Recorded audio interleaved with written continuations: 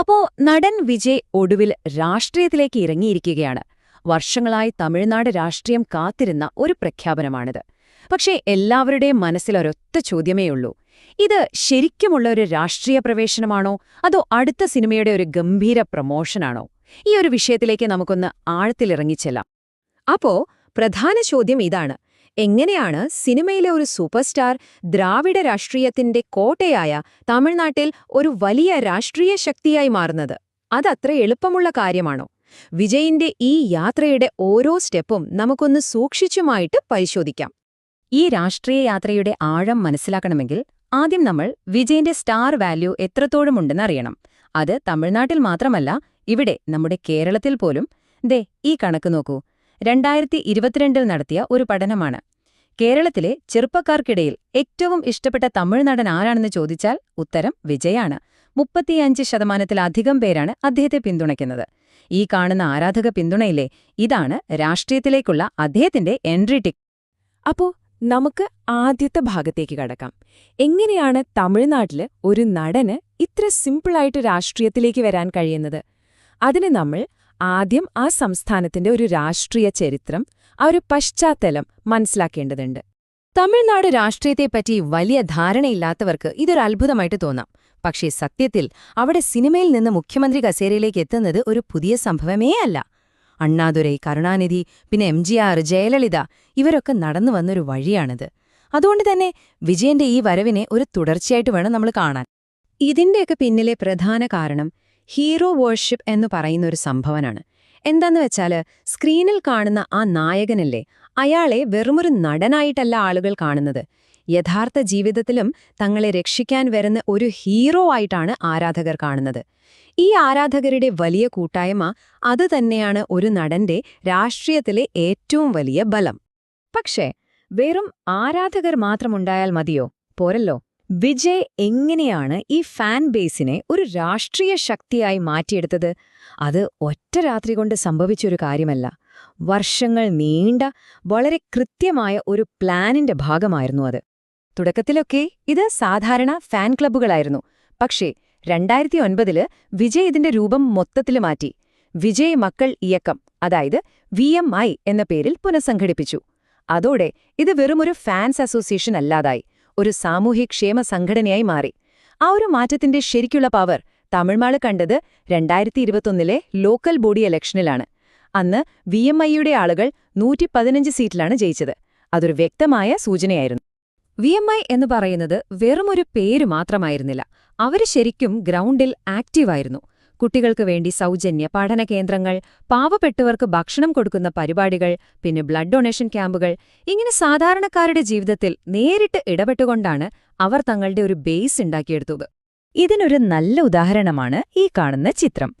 തമിഴ്നാട്ടിലെ എല്ലാ 234 നിയോജക മണ്ഡലങ്ങളിൽ നിന്നും ഏറ്റവും നന്നായി പഠിച്ച കുട്ടികളെ വിളിച്ചുവരുത്തി ആദരിക്കുന്ന ഒരു ചടങ്ങായിരുന്നു ഇത്.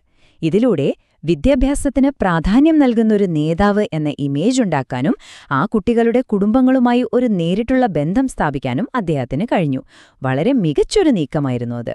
അപ്പോ ഒരു സൈഡില് ഈ സാമൂഹ്യ പ്രവർത്തനങ്ങളൊക്കെ നടക്കുന്നു, അതേസമയം തന്നെ മറുഭാഗത്ത് വിജയന്റെ സിനിമകളും അദ്ദേഹത്തിന്റെ നിലപാടുകളും കുറച്ചുകൂടി പൊളിറ്റിക്കലായി തുടങ്ങി. സിനിമയിൽ നിന്ന് യഥാർത്ഥ രാഷ്ട്രീയത്തിലേക്ക് ആ തീപ്പൊരു വീണതെങ്ങനെയാണെന്നും അത് അവിടുത്തെ പാർട്ടികളെ എങ്ങനെയാണ് ചൊടിപ്പിച്ചതെന്നും നമുക്ക് നോക്കാം. നീറ്റ് പരീക്ഷ തമിഴ്നാട്ടിൽ വളരെ സെൻസിറ്റീവായ ഒരു വിഷയമാണ്. വിജയ് അതിനെതിരെ പരസ്യമായി തന്നെ നിലപാടെടുത്തു. പരീക്ഷയിൽ തോറ്റതിന്റെ പേരിൽ ആത്മഹത്യ ചെയ്ത അനിത എന്ന കുട്ടിയുടെ വീട് അദ്ദേഹം സന്ദർശിച്ചതൊക്കെ വലിയ വാർത്തയായി. അത് വെറുമൊരു സിനിമാ നടന്റെ ആശ്വാസ സന്ദർശനമായിരുന്നില്ല, അതൊരു ക്ലിയർ പൊളിറ്റിക്കൽ സ്റ്റേറ്റ്മെന്റ് തന്നെയായിരുന്നു. അതുപോലെ തന്നെയായിരുന്നു 2017 ജല്ലിക്കെട്ട് പ്രക്ഷോഭം.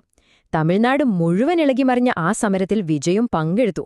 പക്ഷെ ആളുകൾ തിരിച്ചറിയാതിരിക്കാൻ മുഖമൊക്കെ മറച്ച് ഒരു സാധാരണക്കാരനെ പോലെയാണ് അദ്ദേഹം അവിടെ എത്തിയത്.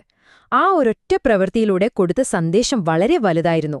ജനങ്ങളുടെ പ്രശ്നങ്ങളിൽ ഞാനും നിങ്ങളിലൊരാളായി കൂടെയുണ്ട്. ഇതേ സമയത്ത് തന്നെയാണ് അദ്ദേഹത്തിന്റെ സിനിമകളും ശക്തമായ രാഷ്ട്രീയ ആയുധങ്ങളായി മാറുന്നത്. ഉദാഹരണത്തിന് കത്തി എന്ന സിനിമ DMKയെ ലക്ഷ്യം വെച്ചായിരുന്നു. മെർസലാണെങ്കിൽ കേന്ദ്ര സർക്കാരിന്റെ GSTയെ വിമർശിച്ചു. സർക്കാർ എന്ന സിനിമ AIADMKയുടെ സൗജന്യ രാഷ്ട്രീയത്തെയും കടന്നാക്രമിച്ചു. ഈ സിനിമകളെല്ലാം തന്നെ വലിയ രാഷ്ട്രീയ കോളിളക്കങ്ങളുണ്ടാക്കി. അങ്ങനെ ഇത്രയും വർഷത്തെ മുന്നൊരുക്കങ്ങൾക്കെല്ലാം ശേഷം അവസാനം ആ പ്രഖ്യാപനം വന്നു. വിജയ് ഔദ്യോഗികമായി രാഷ്ട്രീയത്തിലേക്ക് ചുവടുവെച്ചു. അപ്പോ എന്താണ് ആ പാർട്ടിയുടെ പേര്? എന്തൊക്കെയാണ് അവരുടെ ആശയങ്ങൾ? നമുക്ക് നോക്കാം. പാർട്ടിയുടെ പേര് തമിഴക വെട്രിക്കഴകം, ചുരുക്കി പറഞ്ഞാൽ TVK, തമിഴ്നാടിന്റെ വിജയം എന്ന് നമുക്ക് മലയാളത്തിലേക്ക് മാറ്റാം. 2024 ഫെബ്രുവരി 2-നാണ് ഈ പാർട്ടി ഔദ്യോഗികമായി പ്രഖ്യാപിച്ചത്. അതോടെ അതുവരെയുണ്ടായിരുന്ന എല്ലാ സംശയങ്ങൾക്കും ഒരവസാനമായി. ഏതൊരു പാർട്ടിക്കും ഒരു പ്രത്യാശാസ്ത്രം വേണമല്ലോ. TVKയുടെ അടിത്തറയായി അവർ പറയുന്നത് തമിഴ്നാടിന്റെ ചരിത്രത്തിലെ തന്നെ ചില പ്രമുഖരുടെ ആശയങ്ങളാണ്. പെരിയാറിന്റെ സാമൂഹിക പരിഷ്കരണം, അംബേദ്കറുടെ ഭരണഘടനാപരമായ അവകാശങ്ങൾ, കാമരാജിന്റെ ക്ലീൻ പൊളിറ്റിക്സ്, ഇങ്ങനെ പലതും. ചുരുക്കി പറഞ്ഞാൽ ദ്രാവിഡ ആശയങ്ങളെയും സാമൂഹ്യനീതിയെയും ഒരുമിച്ച് കൊണ്ടുപോകാനുള്ളൊരു ശ്രമം ഇവിടെ കാണാം. ഇനി പാർട്ടിയുടെ നേതൃനിരയിലേക്കൊന്ന് നോക്കിയാൽ ഒരു കാര്യം വ്യക്തമാകും. ഇത് വെറുമൊരു ഫാൻസ് അസോസിയേഷൻ അല്ല. വർഷങ്ങളായി വിജയന്റെ കൂടെയുള്ള വിശ്വസ്തരുണ്ട്. അതുപോലെ രാഷ്ട്രീയത്തിൽ പ്രവർത്തിച്ച് പരിചയമുള്ള നേതാക്കന്മാരുമുണ്ട്. അതായത് വളരെ സീരിയസ് ആയിട്ടുള്ളൊരു സംഘടനാ സംവിധാനമാണ് അവരുണ്ടാക്കാൻ ശ്രമിക്കുന്നത്. എന്നാൽ ഇനിയാണ് നമ്മൾ ഈ രാഷ്ട്രീയ യാത്രയിലെ ചില കൈപ്പേറിയ യാഥാർത്ഥ്യങ്ങളിലേക്കും വലിയ വെല്ലുവിളികളിലേക്കും വരുന്നത്. കാരണം അധികാരത്തിലേക്കുള്ള വഴിയിൽ പൂക്കൾ മാത്രമല്ല, മുള്ളുകളുമുണ്ട്. ഈയൊരു സംഖ്യ 41, ഇതെന്താണെന്നറിയാമോ? കരൂരിൽ നടന്ന ഒരു പാർട്ടി റാലിയില് തിക്കിലും തിരക്കിലും പെട്ട് മരിച്ച ആളുകളുടെ എണ്ണമാണിത്. ഒരു സൂപ്പർ സ്റ്റാർ രാഷ്ട്രീയത്തിലേക്ക് ഇറങ്ങുമ്പോൾ ആ ആരാധകരുടെ തിരക്ക് നിയന്ത്രിക്കുന്നത് എത്രത്തോളം വലിയൊരു വെല്ലുവിളിയാണെന്നതിന്റെ ഏറ്റവും വേദനാജനകമായൊരു ഓർമ്മപ്പെടുത്തലായിരുന്നു ആ സംഭവം. ഈ ദുരന്തത്തിനു പിന്നാലെ വലിയ നിയമപ്രശ്നങ്ങളും രാഷ്ട്രീയ തിരിച്ചടികളും ഉണ്ടായി. മദ്രാസ് ഹൈക്കോടതി തന്നെ പാർട്ടി നേതൃത്വത്തെ വളരെ രൂക്ഷമായി വിമർശിച്ചു. ഇത് പാർട്ടിയുടെ ഇമേജിന് വലിയൊരു കളങ്കമായി മാറി. ഒരു ജനക്കൂട്ടത്തെ എങ്ങനെ കൈകാര്യം ചെയ്യണം എന്ന കാര്യത്തിൽ അവർ പരാജയപ്പെട്ടു എന്നത് വലിയൊരു വെല്ലുവിളിയായി അവരുടെ മുന്നിൽ ഇപ്പോഴുമുണ്ട്. ഇനി പാർട്ടിയുടെ ചില പ്രധാന നയങ്ങൾ എന്തൊക്കെയാണെന്ന് നോക്കാം. 1. നീറ്റ് പരീക്ഷ പൂർണ്ണമായും നിർത്തലാക്കുക. 2. ഒരു രാജ്യം ഒരു തിരഞ്ഞെടുപ്പ് എന്ന ആശയത്തെ എതിർക്കുക. പിന്നെ ഘട്ടം ഘട്ടമായി മദ്യനിരോധനം നടപ്പിലാക്കുക. കച്ചത്തീവ് ദ്വീപ് ശ്രീലങ്കയിൽ നിന്ന് തിരികെ വാങ്ങുക. ഇതിലെല്ലാം നോക്കിയാൽ ഒരു കാര്യം വ്യക്തമാണ്: സംസ്ഥാനത്തിന്റെ അവകാശങ്ങൾക്കും ജനകീയ വിഷയങ്ങൾക്കുമാണ് അവർ പ്രാധാന്യം കൊടുക്കുന്നത്. അപ്പോ അവസാനം നമ്മൾ ഈയൊരു ചോദ്യത്തിലാണ് എത്തി നിൽക്കുന്നത്. ആഴത്തിൽ രാഷ്ട്രീയ വേരുകളുള്ള, ശക്തമായ പ്രത്യയശാസ്ത്രങ്ങളുള്ള തമിഴ്നാട്ടിൽ ഒരു സൂപ്പർ സ്റ്റാറിന് അദ്ദേഹത്തിന്റെ ജനപ്രീതി ഒന്നുകൊണ്ട് മാത്രം ഒരു തെരഞ്ഞെടുപ്പ് ജയിക്കാൻ സാധിക്കുമോ?